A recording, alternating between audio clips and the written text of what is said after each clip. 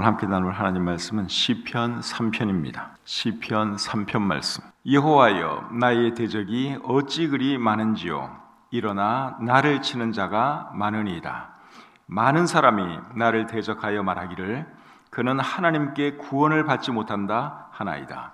여호와여, 주는 나의 방패시요 나의 영광이시요 나의 머리를 드시는 자이시니이다. 내가 나의 목소리로 여호와께 부르짖으니 그의 성산에서 응답하시는도다. 내가 누워 자고 깨었으니 여호와께서 나를 붙드심이로다. 천만인이 나를 애워싸 진친다 하여도 나는 두려워하지 아니하리이다. 여호와여, 일어나소서. 나의 하나님이여, 나를 구원하소서. 주께서 나의 모든 원수의 뺨을 치시며 악인의 이를 꺾으셨나이다. 구원은 여호와께 있사오니 주의 복을 주의 백성에게 내리소서. 아멘. 오늘은 시편 3편 말씀을 본문으로 해서 나의 대적이 어찌 그리 많은지요, 이런 제목으로 하나님 말씀 전하기를 원합니다. 사람은 적이 없어야 하는데 살다 보면 적이 생기기도 합니다. 다윗에게도 적이 참 많았습니다. 1절 2절 말씀을 제가 다시 한번 읽어드리겠습니다. 여호와여, 나의 대적이 어찌 그리 많은지요. 일어나 나를 치는 자가 많으니이다. 많은 사람이 나를 대적하여 말하기를 그는 하나님께 구원을 받지 못한다 하나이다. 여기 보니까 다윗이 뭐라고 고백을 했어요? 하나님, 내 대적이 왜 그렇게 많습니까? 나를 미워하고 나를 싫어하고 나를 죽이려는 사람들이 왜 그렇게 많습니까? 하나님께 그렇게 말을 했죠. 시편 3편은 다윗이 그의 아들 압살롬을 피할 때에 지은 시라고 오늘 이 본문 바로 위에 설명을 해주고 있습니다. 아들은 여러분 가장 가깝고 가장 사랑스러운 사람인데 아들이 대적이 되었으니 다윗의 마음이 얼마나 힘들었겠습니까? 이런 다윗을 생각하면 다윗은 참 불행한 사람이다. 그리고 다윗은 자녀 교육에도 실패한 사람이다 하는 생각을 하게 됩니다. 다윗의 아들 압살롬은 어떻게 하다가 아버지의 대적이 되었을까요? 참 아들이 아버지의 대적이 된다고 하는 것은 이거는 참 있을 수 없는 일인데 압살롬은 어떻게 하다가 아버지를 대적하는 그런 사람이 되었을까요? 그것을 알려면 사무엘하 14장에 있는 말씀을 우리가 좀 봐야 합니다. 사무엘하 14장 23절 24절 말씀을 제가 읽어드리겠습니다. 사무엘하 14장 23절 24절.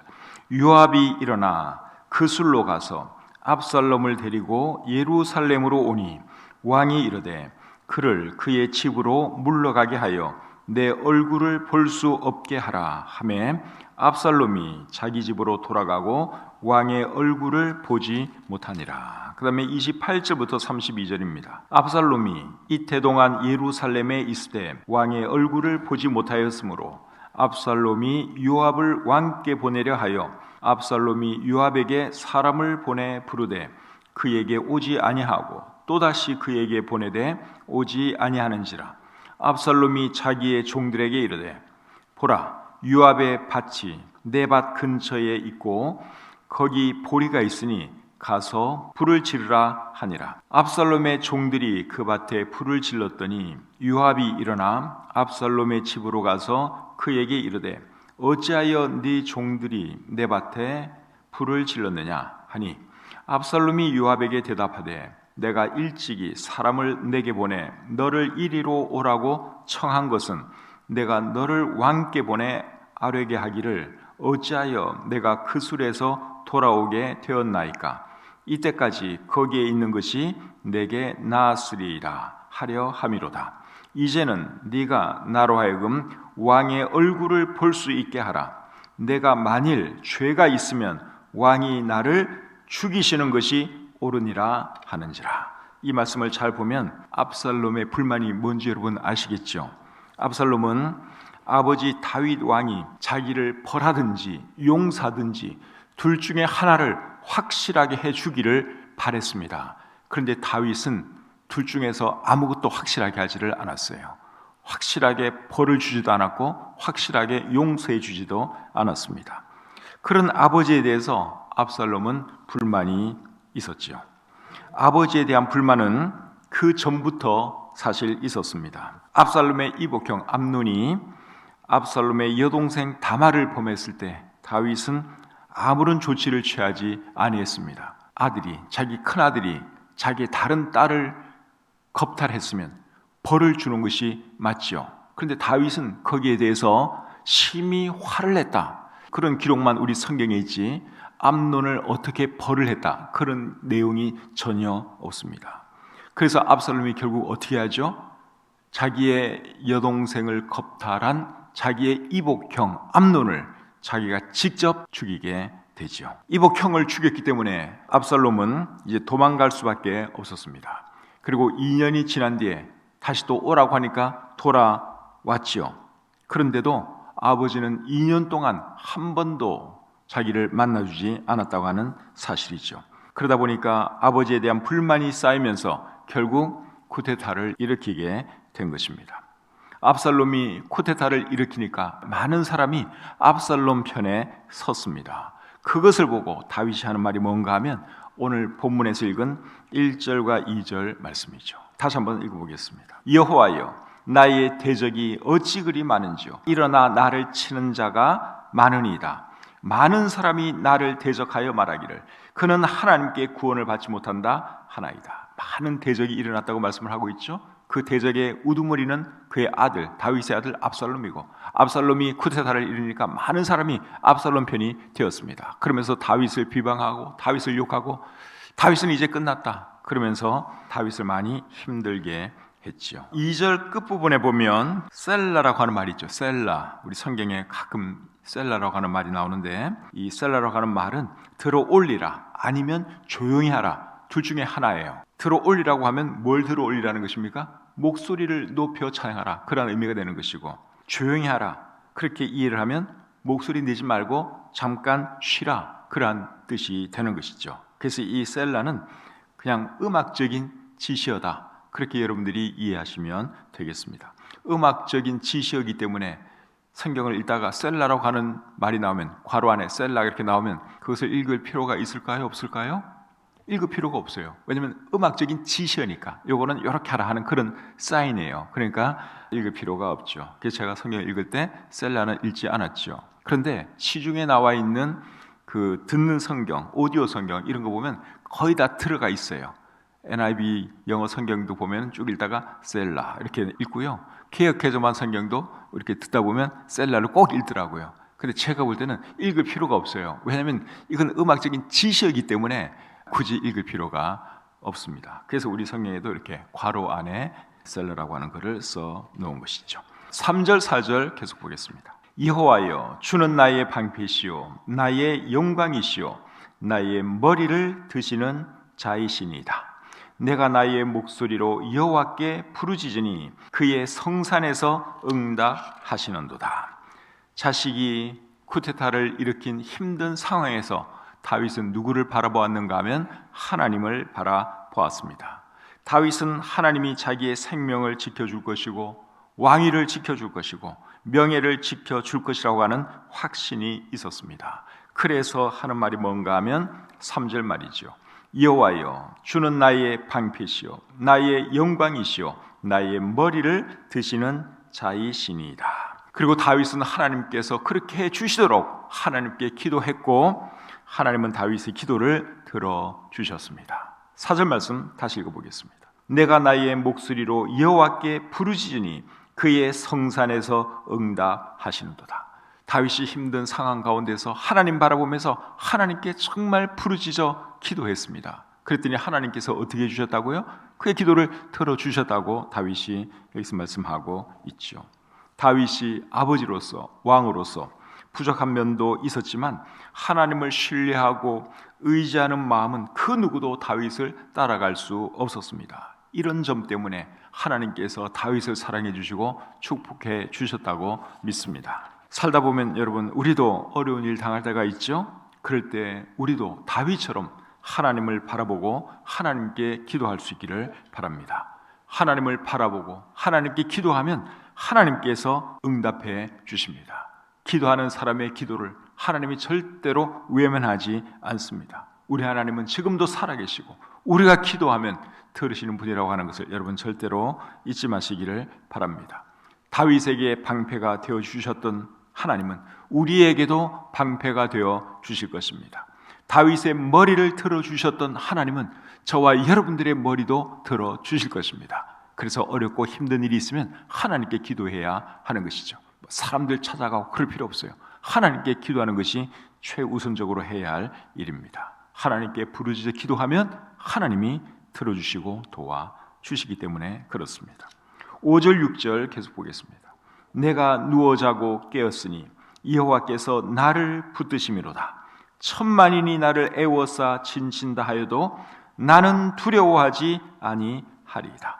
다윗이 하나님께 기도하고 도움을 청했더니 하나님께서 다윗의 기도를 들어주셨고 다윗의 마음에 평안을 주셨습니다. 그것이 5절 말씀의 내용이죠.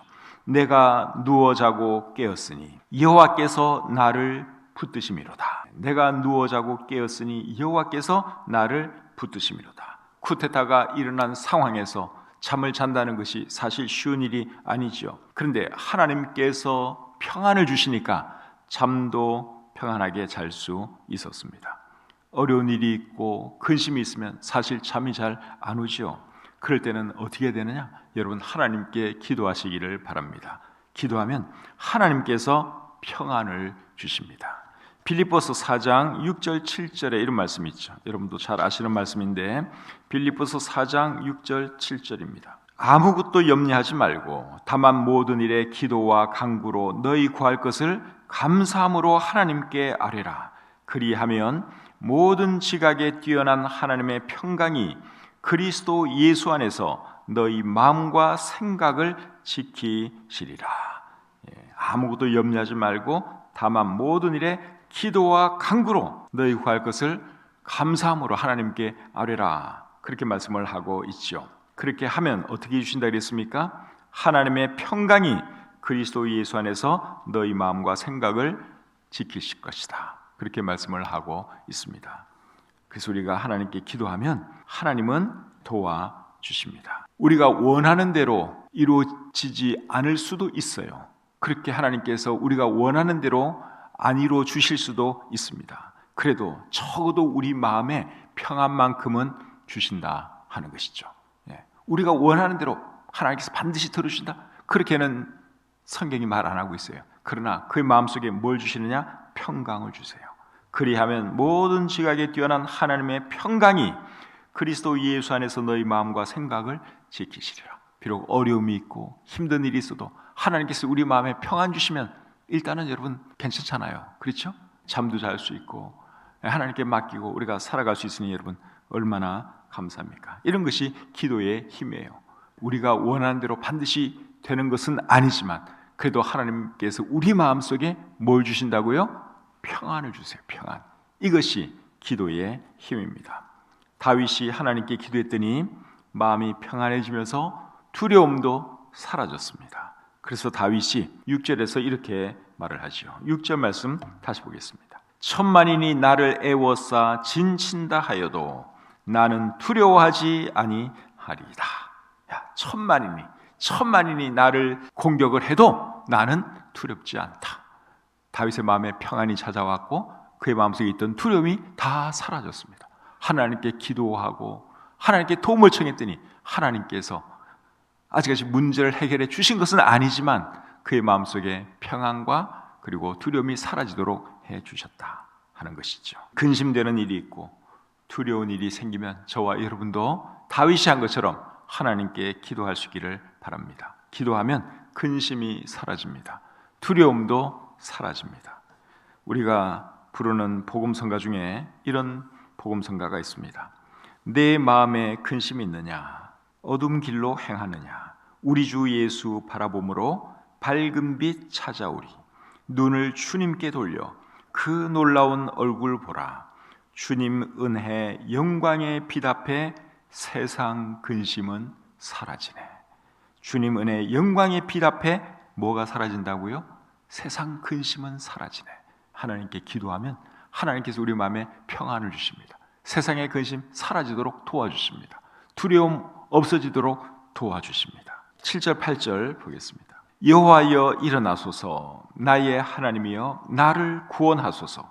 주께서 나의 모든 원수의 뺨을 치시며 악인의 이를 꺾으셨나이다.